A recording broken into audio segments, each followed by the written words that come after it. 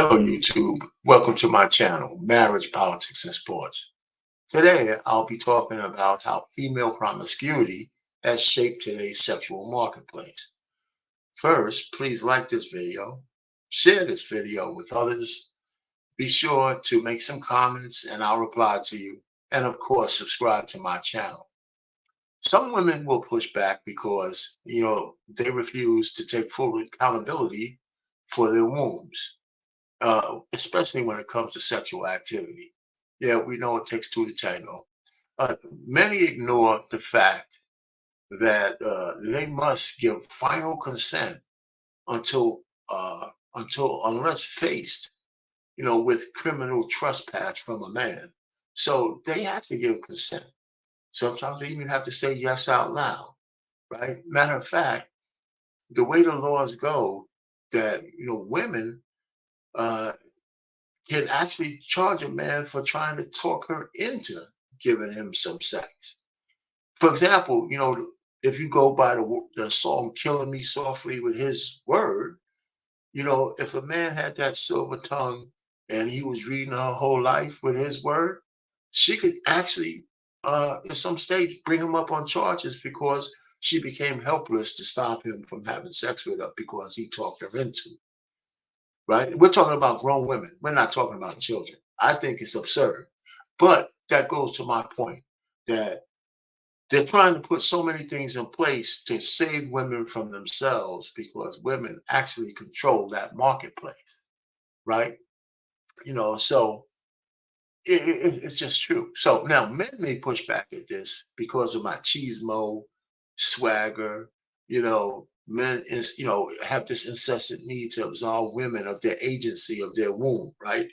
She's giving me love and sex because I'm so dapper she can't resist. The truth of the matter is, a woman pretty much uh, knows she wants to sleep with you as soon as she sees you, right? She knows she wants to sleep with you, and she's just waiting for you to say something stupid to talk her out of it, right? That's more likely. So listen, I did though. However, with all of that, I did conduct a very unscientific poll of a bunch of men that I know, and I posed a simple question to them: who do you think controls the sexual marketplace? Now it's funny. I didn't get a lot of quick answers. Men actually hesitated a moment before they replied. Almost to a man, they hesitated. They said, you know what? Women do. Because we say in these spaces, women control access to sex. So we got to kind of dig a little deeper and see what does that really mean. So as far as I'm concerned, if they control access, that means they can control the marketplace. That's how I look at it. Then, I asked, you know, when it comes to sex, so many men are quick to absolve the women of their agency, accountability, and responsibility. Like I said before, with answers like, well, it takes two to tango. And it is true. But, it doesn't matter in questions of ultimate responsibility, right? When it comes to sex, women are the ultimate gatekeepers of their own sex, their own womb, right? This is recognized by law, by actual physical law. At the local level, at the state level, at the federal level, it's recognized that women have ultimate control to the access to their bodies, which it sounds reasonable to me, right? Sounds true to me, right? So no sexual activity can take place without a woman's consent. In fact, even if a woman feels remorse afterwards, after consensual liaison, she could make a phone call to the police and your life could be ruined as a man, right? Because, they'll believe her first before you have to exonerate yourself. But by then, you could lose a job, you could lose, friends, you could lose, stature, you could lose all kinds of stuff, businesses, just based on an accusation of a night of consensual sex with a woman who feels remorse the next day. So, men, you got to be careful, right? So, this really should end the delusion of control, for men when we talk about the sexual marketplace. Women control that. We're just players. So men are players in the marketplace, and our influence. fluctuates almost purely on the demand side, right? And we're talking about heterosexual men, straight stuff, none of that kinky, crazy stuff. It's we really uh, dominate the demand side, right? That's what we do, right? We don't supply the sex; we demand it from women, and demand meaning in terms of supply and demand. So here's why: because a man's desire for sex is a constant. It's a constant. It's been that way since the dawn of time, right? The dawn of man, right? It's always been constant. It's tied to our biological imperative, to mate. Or in non-secular terms, it's tied for our need to be fruitful and multiply. It doesn't matter, right, if you're a select, a desired cockhound type of guy, a regular good guy or a bad guy, or straight Pookie or Ray Ray. It doesn't matter whether you're looking for simply to smash or if you want a relationship leading to marriage. Our sexual desire for a woman is constant, right? So if this were, if this was like, but here's the rub. This is why some women conflate sexual attention to relationship attention. You'll see a woman say, "Oh, I got men all over me. Everybody wants me." But they group all the men together, right? Because actually the men they want is not that abundant, right? But they know there's a lot of men who want to smash them, especially if they look good. But so they try to take credit for that when there's really no credit due, right? Because men will pretty much smash anything. So, and if you look good, you'll have more suitors, but there's no great feat for a lady to get laid, not if she wants to. Uh, so anyway, if this was a mathematical equation, getting back to men's need to be constant, I looked at, for example, it's going to get a little technical, right? But I'm looking at comparing the the theory of relativity equation to the sexual energy equation, right? E equals mc squared, where c is the speed of light, which is a universal constant, and m is a mass, and E is energy, right? So in order for the energy to change, only thing that changes is the amount of mass that's available. So when we look at the sexual marketplace, I have sexual energy, the sexual marketplace energy is equal to female promiscuity times male demand for sexual activity. And like I said before, the male demand is pretty much of a constant. So the sexual energy in the sexual marketplace is solely dependent on the promiscuity of the women in that particular marketplace. And what do I mean by that, right? So if I was to talk about, uh, women in the Middle East, a Muslim in the Eastern Bloc or in the Middle East, or whether they were Jewish or whatever it is, that changes the sexual marketplace only because of culture, religion, and other kind of things. So, in a sexual market that is in the West, it's really chaotic and it's out of control because the women are very promiscuous, right? In the East, where there's still cultural mores, some laws, and traditions and religions, the sexual marketplace is a little bit more chaste. It's easier for a man to find a woman who still has virtue, right? Uh, they have their 304s too, but it's a whole lot, but they're a lot more secretive. But in the West, if you talk to a bunch of men who are in the dating market, and a whole lot of them are quitting, right? Because they can't find the kind of woman that they want to cleave to, because women have been, you know, pretty much, a lot of women have been pretty much ran through in their hot girl summer. And by the time they want to settle down with a man, men don't want those kind of women, right? So that's why you got the passport bros. That's why you got men going their own way. That's why you got men trying to just clock out. And just men who just rather just go into a room, put on their favorite TV channel with a porn station with their lotion, and just have at it. So, but it's those changes in the marketplace are dependent on how women think, right? So here's what I'm thinking. I think there were three main factors that made the Western marketplace saturated with sex everywhere, especially for select men. And here's what. One, I think in June of 1960, the pill was released, the birth control pill, right? The feminists, and everybody else. Uh, then it was feminism, right? Third wave feminism that said a woman's empowerment was not only getting a job, not only, but being sexually promiscuous, sexually free, right?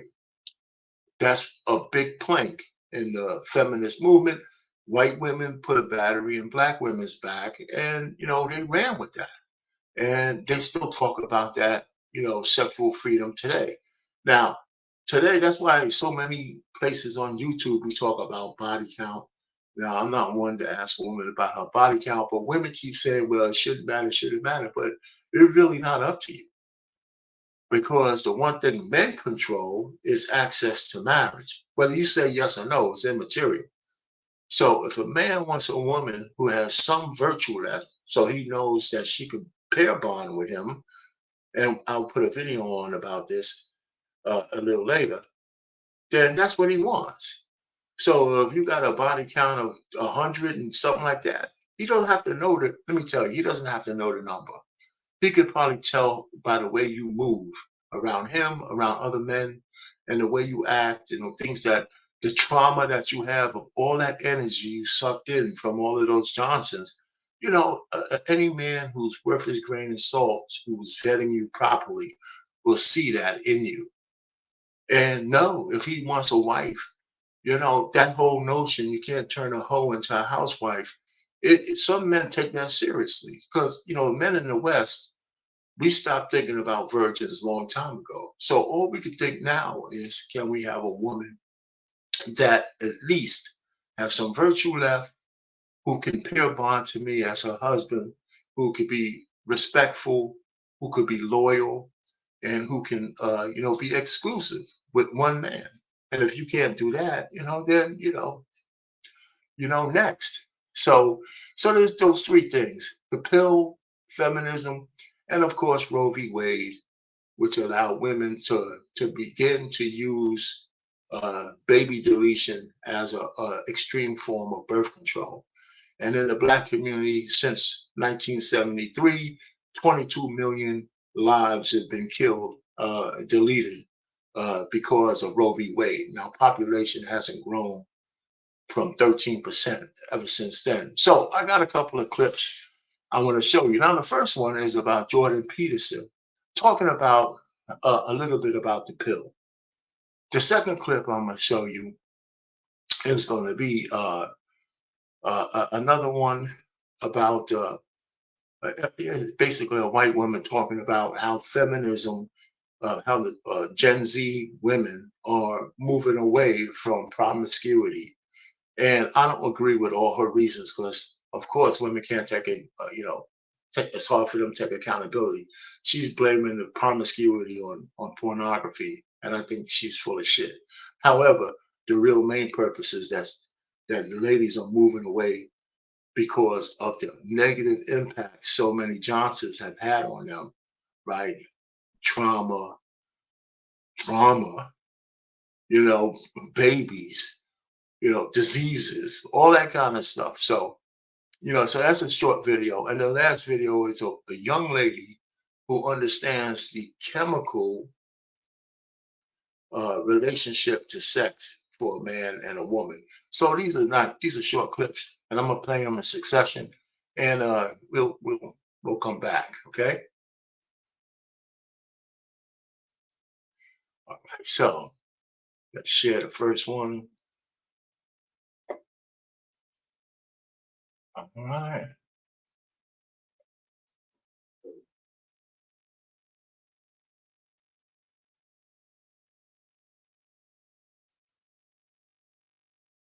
Is as a redeemed progressive. What is the key to empowering men in the Me Too age? while maintaining healthy boundaries and strong behavioral expectations. If work ever feels like this, you need Smartsheet, the enterprise. We've had relatively reliable birth control since 1960. Okay. That's not very long. We All right. So that's the first part of this. I'm going to just jump forward to the second part of what he's talking about, which is right about now. Unbelievable. In Pearl's world, we'd ban it. We underestimate the unbelievable technological triumph of birth control. It's the hydrogen bomb, the transistor. It's a major league transformation in human interaction. Women are now free from involuntary reproduction. That's never been the case in the entire history of the planet. We don't know exactly what to do about that. Okay, so the first idea in the 60s was, hell, let's party. And, you know, you could see why. It's like what the rules for not engaging in promiscuous sexual intercourse seemed to have vanished. So we had a couple of decades of experimentation. Well, how'd that go? Little hard on the family. That's not so good for kids. That wasn't a plus. Could have killed us all. And it mutated, particularly to take advantage of promiscuous sex, because viruses are a very tricky thing. Turns out that sex is a little bit more complicated than we thought. Well, it actually turns out that it's a lot more complicated than we think. Okay, and now it's 50, 60 years later, and we're trying to sort this out. It's like, well, when is it okay to have sex? And when is it not okay to? And what does it mean that it's okay? And what does consent mean? And the answer to that is, well, we never used to have to think these things through, because the rule was don't have sex until you get married. That was the rule. Yeah, so let's just leave it there for that one. And of course, he's right. So then, you know, it breaks up again. And you know, so let me just kind of talk a little bit about what he was talking about. So you saw what he was saying about the pill and the fact that even though since it was out since the 60s, we're still dealing with the ramifications of what the pill meant and how it impacted people. And so in the next clip, we're going to see, you know, a little bit more, but it's going to be from the impacts from the feminist side. Right, with the feminists was saying about, so we're going to stop sharing here. We're going to share another video for you. All right.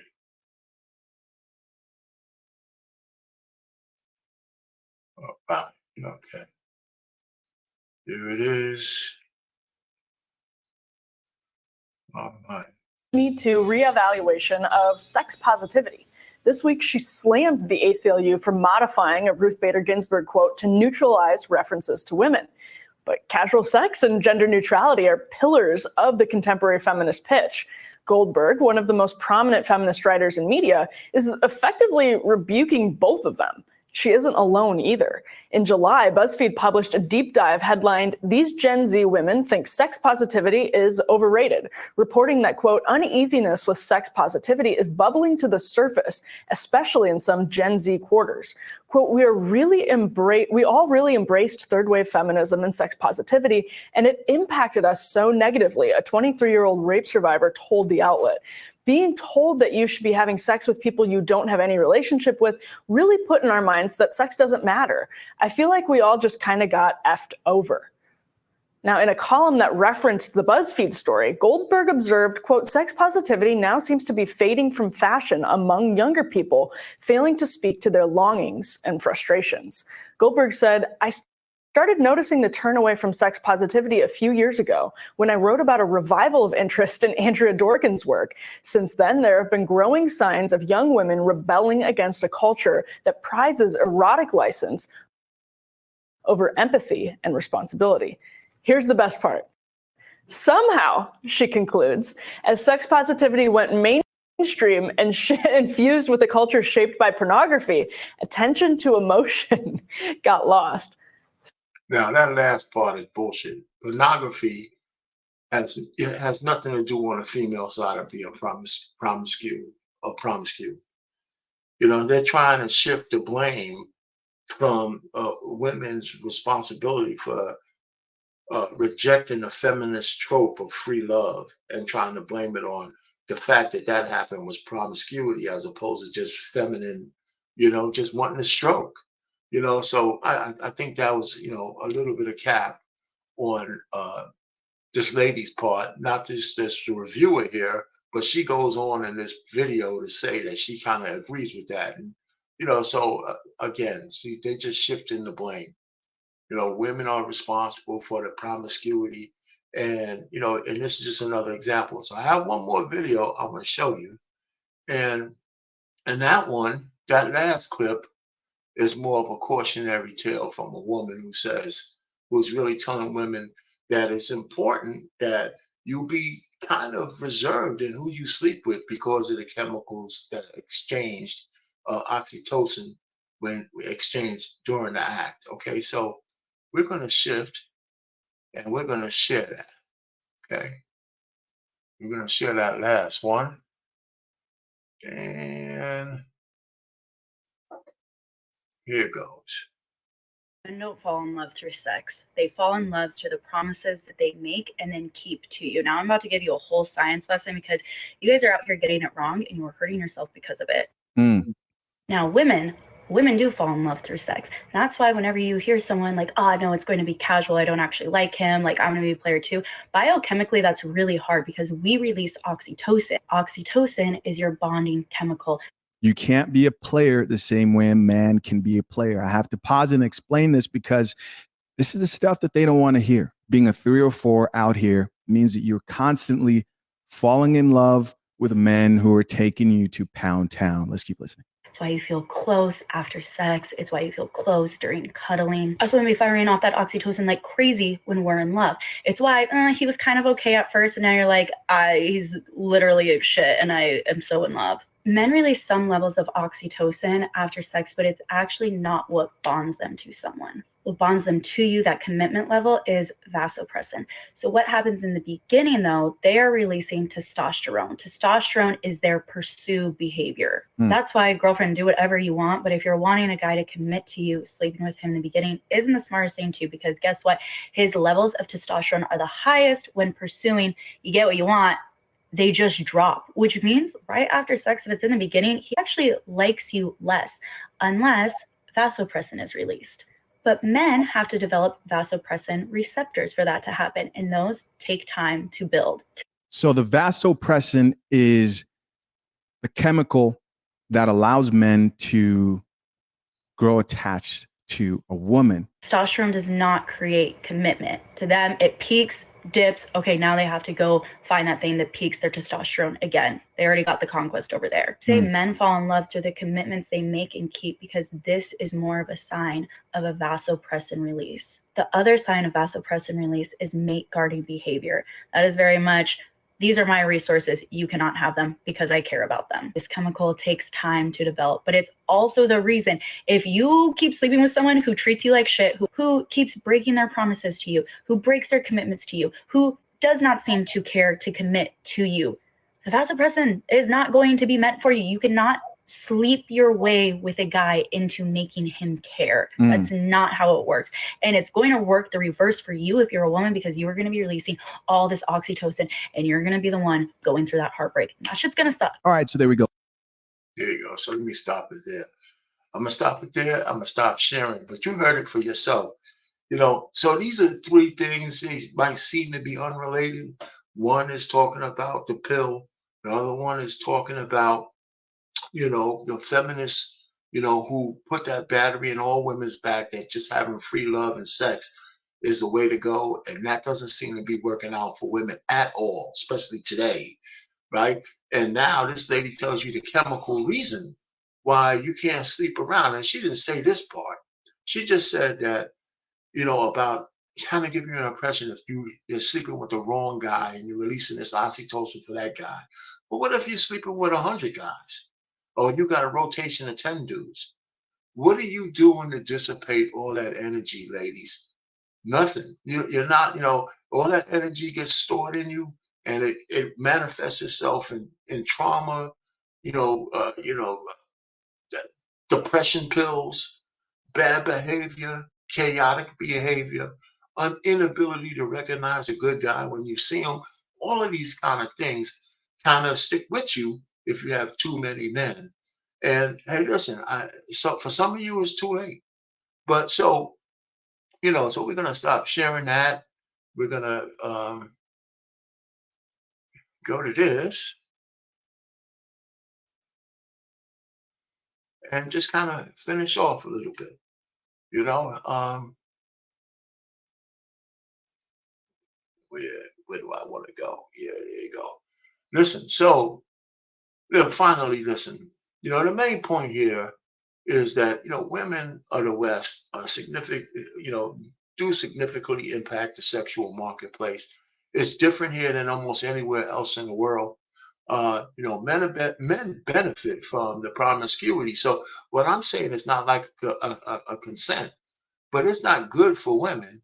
It's great for men, especially if you're a select man. You get to smash as many women as you want, all up and down the spectrum from 5 to 10s, But, however, it hurts both men and women in the end, right? Because women who sleep around or have trouble bonding with the guy that she actually wants, and men, no matter how much they sleep with random chicks, and just want to smash, the guys who want to settle down and have their own woman still hold women accountable for the bodies that they have. It might not seem fair, but it's true. I don't need to tell you ladies that. That's why men keep asking about body count. And of course, it's a stupid question because they'll never get the answer. But the discerning men, like myself, when I was finding my wife, I didn't ask her that question. I just had I observed her around my friends. I observed her around her friends. I observed how much she clung to me and how much, and she's still here. We've been married for a long time, right? So I know she has this connection to me and I have to her.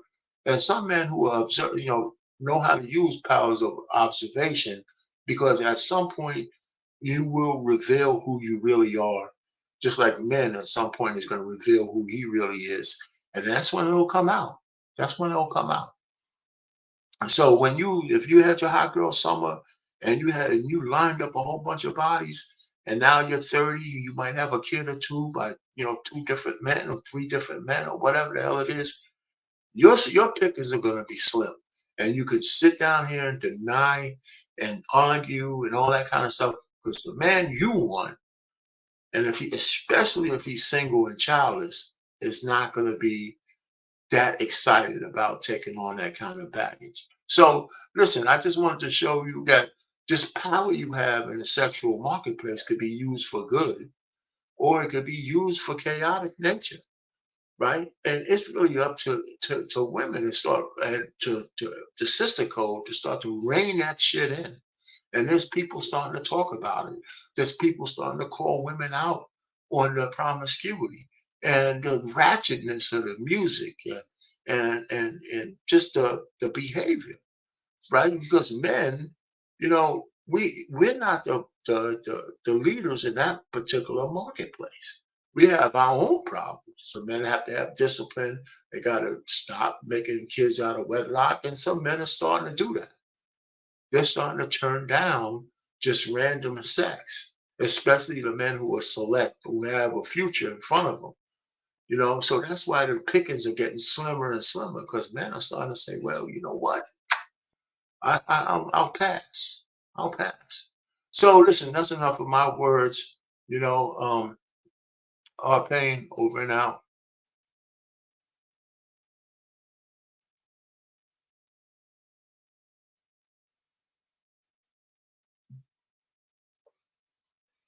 Mhm.